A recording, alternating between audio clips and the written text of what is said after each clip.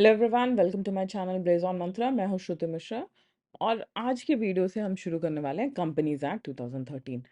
तो ये जो वीडियो है it is going to be helpful for everybody who is having business law as part of their syllabus. CA, CS, CMA, कोई भी और law related अगर आप एग्जाम्स दे रहे हो जहां पर बिजनेस लॉ आपके सिलेबस के एग्जाम के सिलेबस का पार्ट है, so this video is for you. So next in classification of companies, we come to small companies. Small companies किसको कहते हैं? Small companies under Companies Act वैसे companies हैं जिनका paid up share capital less than 50 lakh हो, not more than 10 crore. ठीक है, मतलब 50 लाख से 10 करोड़ के बीच में हो, टर्न ओवर 2 करोड़ से लेकर 100 करोड़ के बीच में हो। Excludes holding subsidiary company, section 8 companies, इनको हम स्मॉल कंपनीज के कैटेगरी में नहीं लाते हैं। पेड अप जो कैपिटल लिमिट है 2022 में जब अमेंडमेंट हुआ तो ये जो मैंने आपको पहले बताया ये ओरिजिनल कंपनीज एक्ट में ऐसा लिखा गया था स्मॉल कंपनीज का डेफिनेशन, लेकिन 2022 में जब कंपनीज एक्ट को अमेंड किया गया उस टाइम पर पेड अप कैपिटल का लिमिट अब नॉट लेस देन 4 करोड़ कर दिया गया है और टर्नओवर को लेस देन 40 करोड़ कर दिया गया है। ठीक है, तो 100 करोड़ को घटा दिया गया और 10 करोड़ को भी घटा दिया गया। अब 50 से 4 करोड़ और 2 करोड़ से लेकर 40 करोड़ का जो रेंज है वहां तक पेड अप शेयर कैपिटल और टर्नओवर अगर है किसी कंपनी का तो उसको हम स्मॉल कंपनी कहते हैं। कैरेक्टरिस्टिक में कैसा होता है तो प्राइवेट कंपनी के नेचर का होता है। कंप्लायंसेस इसके ऊपर भी बहुत ज्यादा नहीं होते हैं प्राइवेट कंपनी और पब्लिक कंपनीज के जैसे। इसका जो मेन फोकस होता है ग्रोथ और इकोनॉमिक कंट्रीब्यूशन। और स्मॉल कंपनीज क्यों जरूरी है? क्योंकि ज्यादा से ज्यादा लोग एंटरप्रेन्योरशिप में आए। जैसे ओपीसी को एंटरप्रेन्योरशिप बढ़ाने के लिए ही लाया गया ओपीसी का कॉन्सेप्ट, वैसे ही स्मॉल कंपनीज को भी जो एंटरप्रेन्योरशिप है, जो छोटे एंटरप्रेन्योर्स हैं उनके ग्रोथ के लिए, वो भी इकोनॉमिक ग्रोथ में कंट्रीब्यूट कर सकें, लोग इनोवेट करें, नई चीजें बनाएं, उसके लिए ही लाया गया है ये कॉन्सेप्ट भी। अब हम लाइबिलिटी स्ट्रक्चर की बात करें अगर कंपनीज में, तो शेयर होल्डर्स या मेंबर्स के ऊपर क्या लाइबिलिटी है उसके हिसाब से पहला टाइप ऑफ कंपनी है कंपनी लिमिटेड बाय शेयर। तो यहाँ पर जो लाइबिलिटी है मेंबर्स की, it is limited to the extent of unpaid amount of shares they hold. किसी भी शेयर होल्डर ने शेयर खरीदा कंपनी के अंदर और उस पे उसने जितना अमाउंट पे कर दिया है वो उसकी लाइबिलिटी नहीं है, उसने अभी तक जितना अमाउंट नहीं पे किया है वो उसकी लाइबिलिटी है। सो लेट्स से एक पर्सन ए एक कंपनी के 10 शेयर खरीदता है 10 10 रुपीज ईच। ठीक है, तो 10 × 10 100 रुपीज हुआ टोटल। 100 रुपीज में से 50 उसने पे कर दिया है शेयर खरीदने के टाइम पे, 50 अभी उसका अनपेड अमाउंट बचा हुआ है ऑन द शेयर्स। अब कंपनी को कोई अपना लाइबिलिटी पे करना है, कोई डेट पे करना है, तो इस पर्सन ए से कितना लिया जा सकता है? पर्सन ए जो शेयर होल्डर है उससे सिर्फ up to the amount of 50 rupees ही लिया जा सकता है in the contribution of liability towards the company's debt. Okay, so this is what we mean by limited liability. Next जो तरीका है लाइबिलिटी को लिमिट करने का वो है limited by guarantee, company limited by guarantee. So in a company limited by guarantee जो members है उनकी liability is not based on share ownership but it is predetermined by the amount they agree to contribute in the events of company winding up. तो यहाँ पर share holding किसका कितना उससे liability नहीं डिसाइड होती है, वाइंडिंग अप के टाइम पे कौन कितना कंट्रीब्यूट करने की गारंटी ले रहा है, कौन सा मेंबर कितना कंट्रीब्यूट करने की गारंटी ले रहा है, उसके हिसाब से उसकी लाइबिलिटी डिसाइड होती है। तो यहाँ पर जब वाइंडिंग अप का सिचुएशन आता है उसी टाइम पर मेंबर्स से या शेयर होल्डर्स से उनके जो लाइबिलिटी है उस हिसाब से पैसे लिए जाते हैं। सो लेट्स से 3 अगर मेंबर्स हैं, so these are just superficial examples आपको समझ में आने के लिए। एक ने up to the amount of 100 rupees लिया है, दूसरे ने up to the amount of 400 लिया है और तीसरे ने up to the amount of 600 लिया है।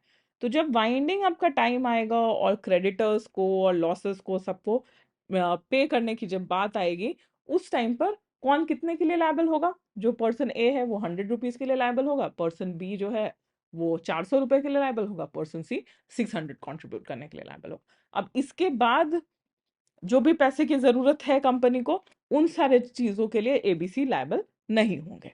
सो this is how we are discussing limited liability of companies. तो ये जो है ये structure generally non profit organisations, clubs, association, charitable organisation, इस तरह की जगहों पर यूज होता है ये जो लाइबिलिटी का स्ट्रक्चर है। थर्ड टाइप ऑफ लाइबिलिटी भी है अनलिमिटेड कंपनी, जहां पर लाइबिलिटी लिमिटेड ही नहीं है। तो जो कंपनीज का बेसिक एस्पेक्ट है, बेसिक फीचर है कि शेयर होल्डर्स या मेंबर्स की लाइबिलिटी लिमिटेड होती है, वो यहाँ पर एग्जिस्ट ही नहीं करता। तो ऑब्वियसली ये ज़्यादा रिस्की फॉर्म है बिजनेस करने का, और ये बहुत पॉपुलर नहीं है। तो यहाँ पर जैसा अभी हमने देखा कि in the event of paying the liabilities on behalf of the company, person A 100 के लिए लाइबल था, बी 400 के लिए, सी 600 के लिए। यहाँ पर वैसा नहीं है। अगर लाइबिलिटी पूरे 1000 रुपीज की है कंपनी की, तो ए बी सी तीनों बीइंग मेंबर्स 1000 रुपीज के लिए लाइबल होंगे। तो ये सब कुछ इंपॉर्टेंट एस्पेक्ट्स हैं अनलिमिटेड कंपनी के। ऑब्वियसली लाइबिलिटी पे कोई लिमिट नहीं है मेंबर्स के, लेकिन मेंबर्स की लाइबिलिटी कब खत्म हो जाती है? जब वो मेंबरशिप छोड़ देता है। अगर वो कंपनी का मेंबर नहीं है तो उसकी लाइबिलिटी भी नहीं है। लाइबिलिटी कब तक शुरू नहीं होती है? जब तक कंपनी का वाइंडिंग अप प्रोसीजर नहीं शुरू होता है। Liability of each member extends to the amounts of companies debts and liabilities. जैसा मैंने आपको बताया, अगर कंपनी की लाइबिलिटी 1000 रुपीज की है तो सारे मेंबर्स की लाइबिलिटी 1000 रुपीज की है। तो अगर जैसे ए बी सी तीनों है अनलिमिटेड कंपनी में, अब उनकी लाइबिलिटी क्या है? 1000 रुपीज है। अगर ए ने 1000 पे कर दिया तो बी और सी को फिर अपना इक्वल कंट्रीब्यूशन ए को देना पड़ेगा। ये वैसे ही फंक्शन करता है जैसे हमने कॉन्ट्रैक्ट में जॉइंट और सेवरल लाइबिलिटीज को देखा है। अब और डिफरेंट काइंड्स ऑफ कंपनीज की बात करें जितने अभी हमने नहीं डिस्कस किया है, तो अब कंपनी को हम क्लासिफाई कर सकते हैं कि उनको बनाया कैसे गया है। तो पहला है स्टैट्यूटरी कंपनी। उनका फॉर्मेशन कैसे हुआ है? तो स्टैट्यूटरी कंपनी किसी ना किसी स्पेसिफिक स्टैट्यूट, कोई एक्ट पास करके गवर्नमेंट वैसे कंपनीज को क्रिएट करती है, राइट? एलआईसी वैसा एक कंपनी है। ओके, तो उस कंपनी का जो भी dissolution process, governing process, formation process, सब कुछ उस स्पेसिफिक एक्ट के अंदर होता है। बहुत सारे रोड ट्रांसपोर्टेशन कंपनीज आप देखोगे, कॉर्पोरेशंस जो हैं, वो सब किसी ना किसी स्टैट्यूट, किसी एक्ट के अंदर बने हुए हैं। उनके ऊपर डायरेक्टली कंपनी लॉ अप्लाई नहीं होता है। Then there are registered companies. Registered companies वैसे कंपनीज हैं जो कंपनीज एक्ट के अंदर जिनको इनकॉर्पोरेट करवाया गया है। तो इनमें सारे फीचर्स आप देखोगे जो अभी तक हमने कंपनीज से रिलेटेड डिस्कस किए हैं। तो इनको जनरली जो भी कंपनीज एक्ट का रेगुलेशंस है, कंपनी रूल्स है, या इससे रिलेटेड और भी कोई गवर्नमेंट ने रूल्स बनाया है, कोई एक्ट लाया है, तो वो सारे प्रोसीजर्स, वो सारे रूल्स इस तरह के रजिस्टर्ड कंपनीज को फॉलो करने होते हैं। और इंडिया में जैसे अभी हमने पढ़ा शुरुआत में, इंडिया में company without incorporation under the companies act exist ही नहीं कर सकती, राइट? अब एग्जिस्टिंग कंपनीज वैसे कंपनीज हैं जो 2013 के पहले से एग्जिस्ट करती थी, पुराने कंपनीज एक्ट के अंदर उनको बनाया गया था। फिर हम एक इंटरेस्टिंग टाइप ऑफ कंपनी पे आते हैं जो है एसोसिएशन नॉट फॉर प्रॉफिट। ऐसे ऑर्गेनाइजेशंस जो बाय लॉ कंपनी तो है, लेकिन उनका जो मेन मोटिव है उनको बनाने का, वो प्रॉफिट मेकिंग नहीं है। वो बिजनेस करके प्रॉफिट कमाना नहीं है, बल्कि चैरिटेबल पर्पस हो सकता है, कल्चरल पर्पस हो सकता है, एजुकेशन को बढ़ावा देना, स्पोर्ट्स को बढ़ावा देना, रिलीजियस कल्चरल एक्टिविटीज को बढ़ावा देना। इस तरीके की कंपनीज हो सकती हैं। अब इन तरीके के कंपनीज के लिए एक सेक्शन 8 कंपनीज है in the new companies act, उसको देखते हैं। अब ये सेक्शन 8 कंपनीज जो है, ये भी इंपॉर्टेंट है आपके एग्जाम्स के लिए, so be careful about it.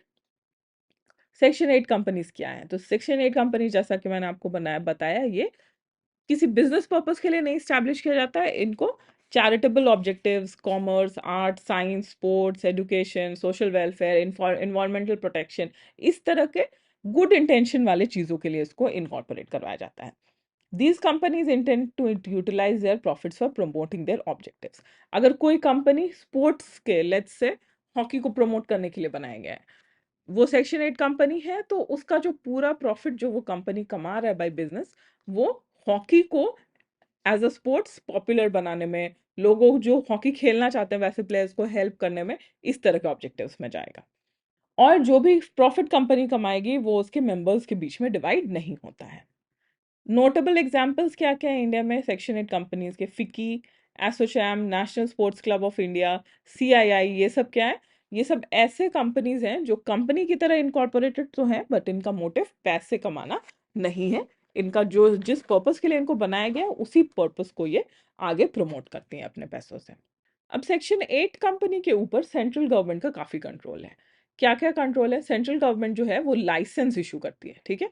Incorporation process के साथ साथ सेक्शन 8 कंपनी बनाने के लिए गवर्नमेंट से एक लाइसेंस लेना होता है, exempting them from using the terms limited और प्राइवेट लिमिटेड, और उनके नाम में लिमिटेड या प्राइवेट लिमिटेड नहीं लगा हो सकता है। जैसे नॉर्मल कंपनीज के नाम पे लिमिटेड या प्राइवेट लिमिटेड आप देखोगे, पब्लिक लिमिटेड देखोगे, लेकिन जो सेक्शन 8 कंपनीज होंगे उनके नाम पे लिमिटेड प्राइवेट लिमिटेड नहीं लगाया जा सकता है। ये एक रेगुलेशन है। इसके साथ में registrar registers such companies upon application granting them the same privileges and obligations as limited company. अब इनके पास फैसिलिटीज तो लिमिटेड कंपनी की है सारी, लेकिन ये नाम में लिमिटेड नहीं लगा सकते हैं। एक बार सेक्शन 8 कंपनी का लाइसेंस मिल जाना इज नॉट अ गारंटी कि हमेशा के लिए सेक्शन 8 कंपनी रह सकती है या बिजनेस कर सकती है। गवर्नमेंट चाहे तो लाइसेंस को वापस भी ले सकता है, रिवोक कर सकता है। किस सिचुएशन में?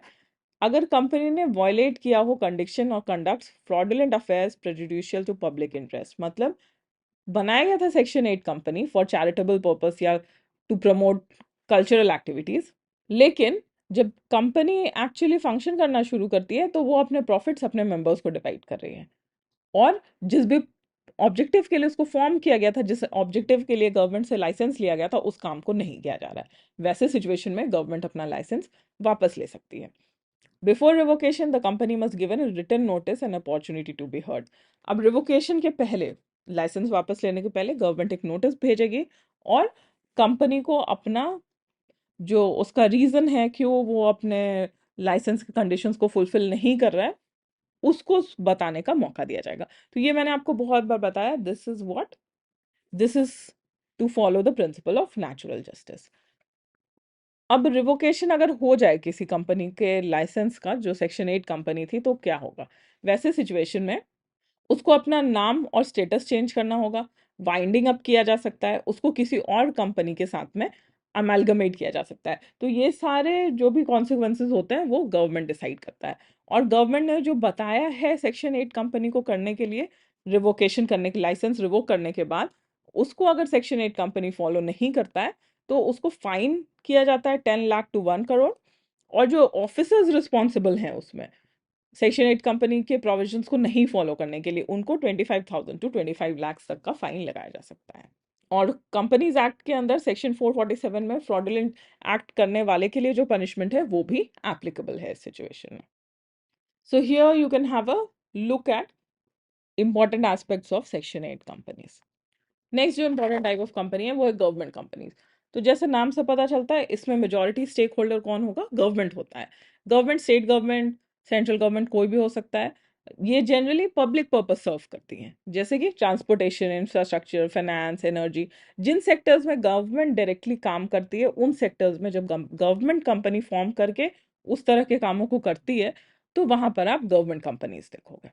नेक्स्ट आता है फॉरेन कंपनीज। और गवर्नमेंट कंपनीज के जो सब्सिडियरीज हैं, वो अगर प्राइवेट कंपनी है भी तो उसको गवर्नमेंट कंपनी ही डीम किया जाता है, सॉरी।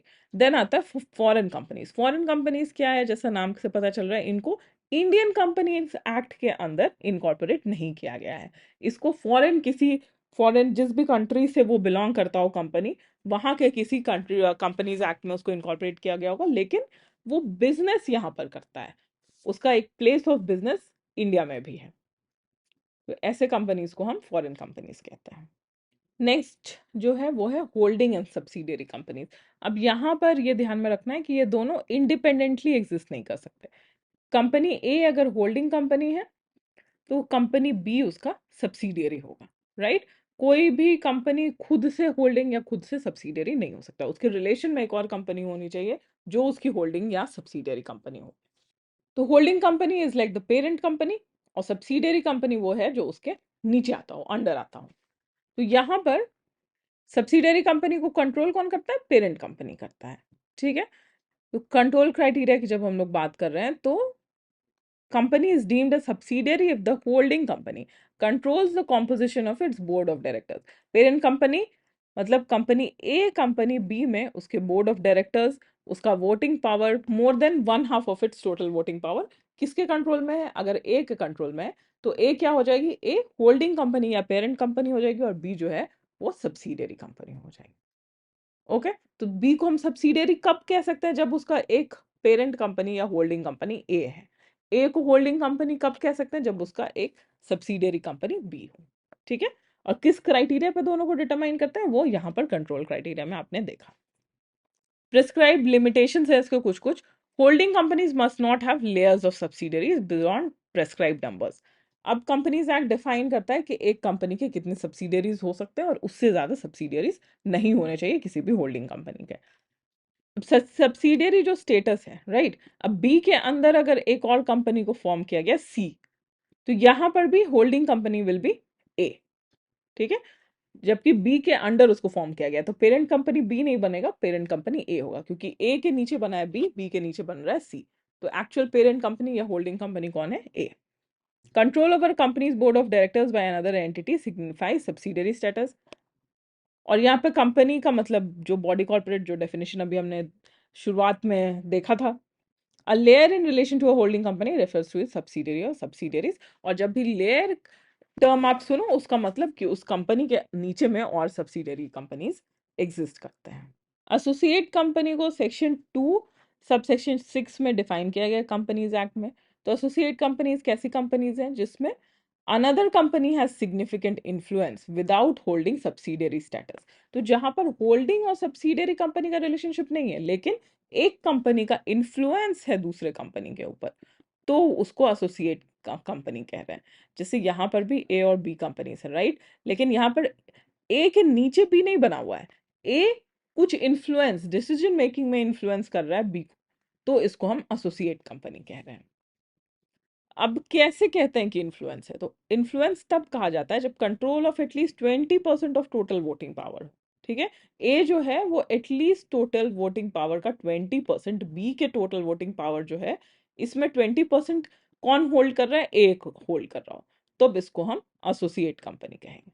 और जो बिजनेस मेकिंग डिसीजन है उसमें टोटल वोटिंग पावर में 20% एटलीस्ट ए के पास है, बी में जो भी डिसीजंस लिए जाएंगे उस डिसीजन में 20% वोटिंग पावर अगर ए के पास है, तो A will become associate company of B. तो जनरली जॉइंट वेंचर्स में ऐसा आपको देखने को मिलेगा एसोसिएट कंपनीज के रिलेशन में। Next section 455 of companies act define करता है डोमेंट कंपनीज को। ये डोमेंट कंपनीज क्या है? डोमेंट कंपनीज वैसे कंपनीज हैं जिनको बनाया गया था कंपनीज एक्ट 2013 के अंदर, लेकिन फॉर फ्यूचर प्रोजेक्ट्स, अभी वो बिजनेस नहीं कर रही हैं, ठीक है। वो सिर्फ उनके पास एसेट्स होल्डिंग है, कंपनी का सारा फीचर्स है उनके पास, लेकिन वो एक्टिवली अभी बिजनेस नहीं कर रहा हो मार्केट में, वैसे कंपनी को हम डोमेंट कंपनी कहते हैं। An inactive company defined as one with no business or significant transaction in last 2 years can apply to registrar for dormant status. तो कोई कंपनी है जो लास्ट 2 फाइनेंशियल ईयर्स में, प्रीवियस 2 फाइनेंशियल ईयर्स में उसने कोई बिजनेस नहीं किया, एक्टिव बिजनेस, तो वो रजिस्ट्रार के पास, रजिस्ट्रार ऑफ कंपनीज के पास डोमेंट स्टेटस के लिए एप्लीकेशन फाइल कर सकता है।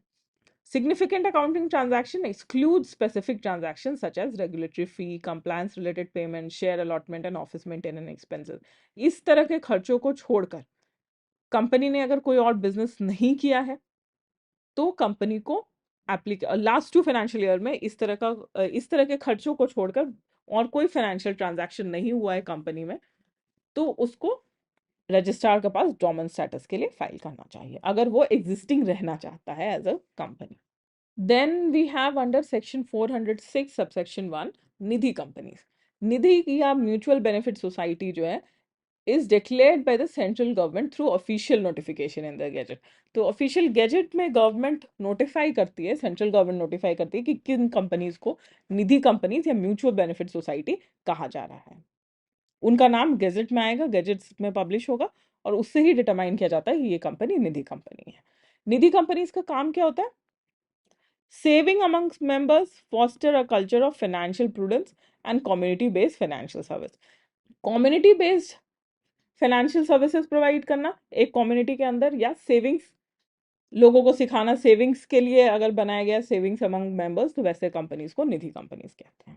बट वो निधि कंपनी है या नहीं, वो स्टेटस सेंट्रल गवर्नमेंट ही डिसाइड करती है, और फिर उनका नाम ऑफिशियल गैजेट में पब्लिश होता है। देन सेक्शन 2 सबसेक्शन 72 डिफाइन करता है public financial institutions. Public financial institutions क्या है? इनको कंपनीज एक्ट के अंदर डेजिग्नेट किया जाता है, जैसे कि life insurance corporation of India, infrastructure development finance company, institutions specified in unit trust of India, institutions notified by central government in consultation with reserve bank of India. तो इन सब का डेजिग्नेशन जनरली गवर्नमेंट जो है वही तय करती है कि इनको पब्लिक फाइनेंशियल इंस्टीट्यूशंस कहा जाएगा या नहीं। तो अगर हम लोग LIC को देखें तो LIC क्या कर रहा है, पब्लिक से पैसे लेकर उसको इन्वेस्ट कर कर उसका रिटर्न्स पब्लिक को प्रोवाइड करता है। तो इस तरीके के कंपनीज को पब्लिक फाइनेंशियल इंस्टीट्यूशंस कहा जा रहा है, बट वो डेजिग्नेशन भी गवर्नमेंट ही प्रोवाइड करती है अलग से बाय नोटिफिकेशन। तो इसका जो क्राइटेरिया है पब्लिक फाइनेंशियल इंस्टीट्यूशन बनने के लिए वो ये है कि इसको किसी सेंट्रल या स्टेट एक्ट के अंदर बनाया गया। जैसे मैंने आपको बताया था स्टैट्यूटरी कंपनीज में, वहां मैंने आपको LIC का नाम बताया था। तो एक पार्लियामेंट में कोई लॉ पास किया और उसके अंदर एक कंपनी को स्टैब्लिश किया गया, not under the companies act, तब वहां पर उसके पास ये चांसेस होगा कि उसके बिजनेस के अकॉर्डिंग गवर्नमेंट उसको पब्लिक फाइनेंशियल इंस्टीट्यूशन डेजिग्नेट कर सकता है। और वहां पर जो पेड अप शेयर कैपिटल है उसका 51% एटलीस्ट सेंट्रल गवर्नमेंट या स्टेट गवर्नमेंट के पास में होना चाहिए, then only it can be designated at public financial institution. तो वहां पर अभी अगर हम देखें तो LIC में गवर्नमेंट ने डिसइन्वेस्टमेंट कर दिया है। ओके, तो आई होप आज का जो क्लास था वो आपको अच्छे से समझ आया होगा। कोई भी डाउट्स या क्वेरीज है तो you can go through the procedure, जो कि आपको पता है कि कैसे क्वेश्चंस को पूछना है। इन वीडियोस को अपने फ्रेंड्स के साथ में ज़्यादा से ज़्यादा शेयर करिए so that many people can get benefit out of it. Do not forget to like, share and subscribe, और मिलते हैं नेक्स्ट वीडियो में। Thank you so much.